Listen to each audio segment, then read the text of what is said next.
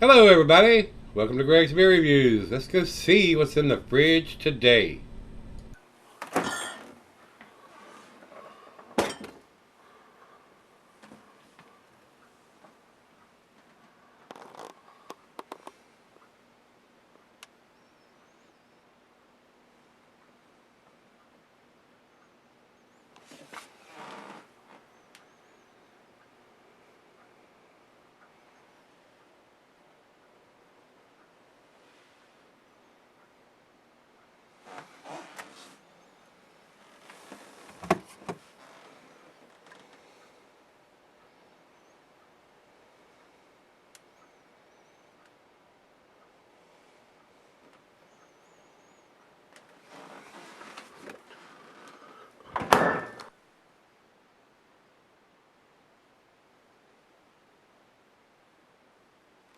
Hi guys, welcome to Gregsbeerreviews today. Today's beer comes from Hoof Brewing. They're out of Marengo, Ohio. A lot of people are reviewing these beers and clamoring to get their hands on these beers. These guys do some awesome beers. My brother Rico was able to get his hands on a couple of these through a trade, I'm pretty sure. And it's a highly sought after brewery. A lot of their beers are highly sought after, guys. So this is their Did We Just Become Best Friends? And it is an Imperial or a double IPA. And I should have got all this out. Let's see here. He sent me a note with it saying, yep, here it is. Saying, he said he traded for this, sold in 4-packs at the brewery. They put stickers on the plastic toppers with the canning date. Says the guy he traded from didn't include the sticker on his, but he did say the sticker said it was canned on December 29th of 2016. 8% double IPA, 70 IBUs. So, and like I said, a lot of the breweries are doing these unfiltered or New England style beers is what they're calling them, and there are a lot of breweries that are not in New England that are doing this style too. It's catching on. A lot of them are doing these style of beers now, and I enjoy them. I like these juice bombs, and I'm hoping this is going to be one. And it's got a very colorful graphic on the can. Guy playing the guitar and another one singing, and it looks like a picture of a little lion cub or something on there, and everybody goes, "Aww." But very nice. Plain Jane silver can with a stick-on label on here, so they spent their money on what's inside the can rather than, you know, producing something, a can with a lot of high-dollar colorful art on it. I mean, and I don't have a problem with that. And to me, they're spending their money on something that's going inside the package rather than having a bunch of cans or silkscreen bottles produced.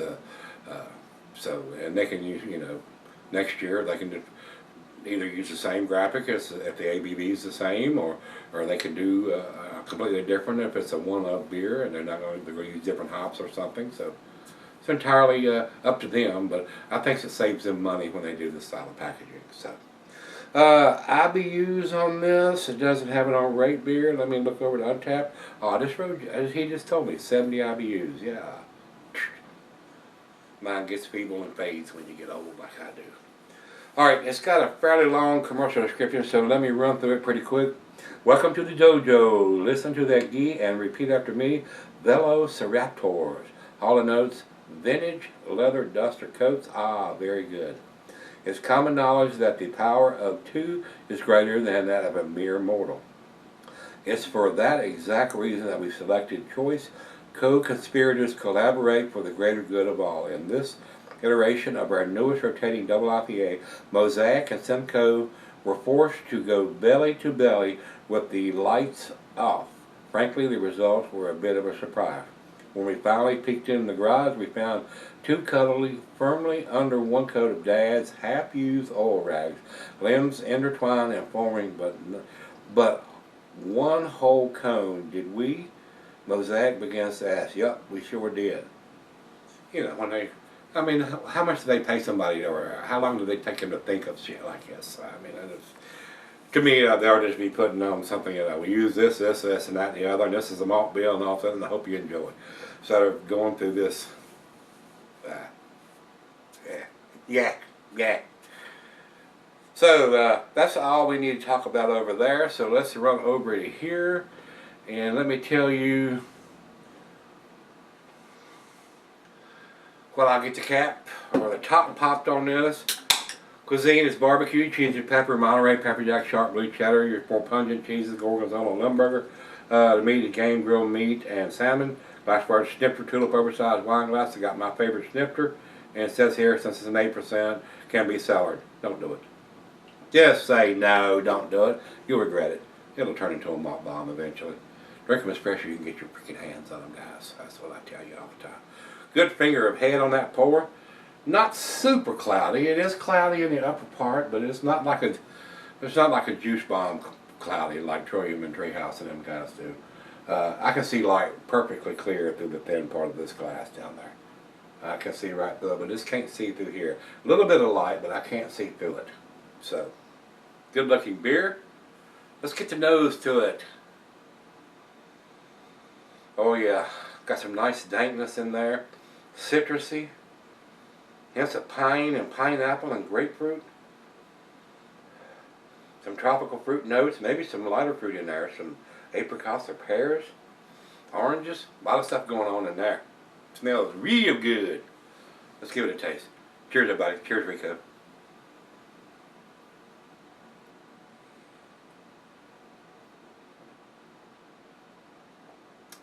Oh yeah. That is delicious, guys. Very, very tasty. Wow. I would buy this beer if I could get it here. No doubt about it. That's wonderful. And it says drink fresh, 46 degrees on the back of there. So probably pretty close to that right now. Well, it seems like the heat has just come on, so we got the band running in the background back there. So let me sip on this for a while. Nice lacing of leaving on the glass. Let her taste it, see what we end up with while I sip on it. And I'll come back and we'll do the final chug and grade on this one. Pretty tasty right now. Alright guys, I'm back. Been sitting on about 30 minutes. Very tasty. Awesomely tasty. Like I said, I would buy this beer if I could get it here. Great beer out of Ohio. Awesome beer. You guys that live up there in that area, very jealous. Very jealous of a lot of these juice bombs that's coming out of Ohio and New England and other places, and even other parts of the country that are jumping on the bandwagon and producing these juice bombs. Very, very delicious. Very well made beers, and it's a pleasure for my palate to review and drink these beers. They're very delicious to me. When I first started doing beer reviews, these cloudy style of beers weren't particularly one of my favorites, but they are my favorites now. And now some of the beers that I thought were 9s and 10s back then don't quite reach that scale now because they don't have enough flavor and taste and overly hopped. And I used to call these West Coast style, but some of these juice bombs are even better than the West Coast style in my opinion. This has a very nice dankness to it, very citrusy, a lot of pininess in it, grapefruit, pineapple, tropical fruit notes, oranges, tangerines, a lot of stuff going on with this beer and these style of beers. So, delicious. Freaking delicious. Awesomely well made beer. I really enjoy this style of beer now. Let's do the final chug. I hate to because then it's gone.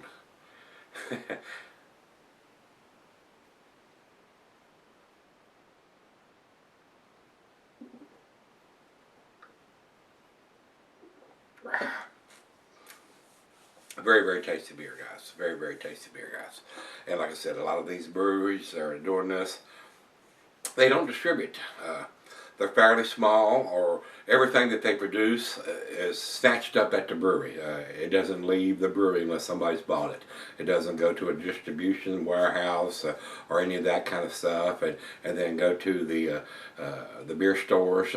Everything is snatched up right at the brewery, and everything they produce is gone. I mean, I would like to see a date on the bottom of it, and like Rico said, they do a 4-pack of this, and they put a sticker on probably one of them.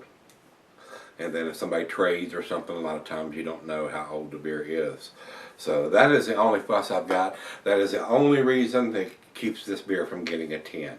If it had a can date on the bottom of it, it would get to 10 for me. So 9 for me on this one, and it is very close to the 10. I'm going to give this a 99 out of 100. It's that damn tasty. And like I said, if it had a date on the bottom of it, it would get the 100. So, over to Beer Advocate. Not enough people have commented on this one for them to give it a grade. So it's got less than 10 comments. Both Beer Advocate and Rate Beer require 10 comments before they'll actually post a score. And speaking of Rate Beer does not have a score for this one either. Not enough people have posted anything on this beer. So I don't know if this is something brand new from these guys there at Hoof, but a lot of people that can get their hands on these beers are reviewing them and posting what a wonderful, tasty beer that these guys are brewing. So you guys can get the Hoof beers. Damn lucky fellas, damn lucky fellas. And anybody that goes close to these breweries that are producing this style of beer, if you're a hophead, it would behoove you to stop and get what you can get, no matter which version they've releasing that day or available that day, and get as many as you can possibly get your hands on. And I had a comment from one of my subscribers on one of these other beers I did. It was a juice bomb the other day that I would take my wife or whatever, or somebody that didn't drink craft beer, just to get a few more of those beers. And he was burning my ass up because he said, well, you're hoarding beers then. Go yourself. I mean, if I'm traveling 300 miles just to get my hands on some beer, and if I want to get a couple extra ones, my God, you know, it ain't like I'm buying 10 cases of it just to hoard it up. Give me a frickin' break, dude. Alright, if you've had this, let me know what you think, guys. I thought it was damn awesome. For our final check-in, we'll run over to Untapped. It says here they're giving it a 4.24. Definitely in their A category. That's more or less, I think the best grade I've ever seen from these guys is like a 4.57 or 6.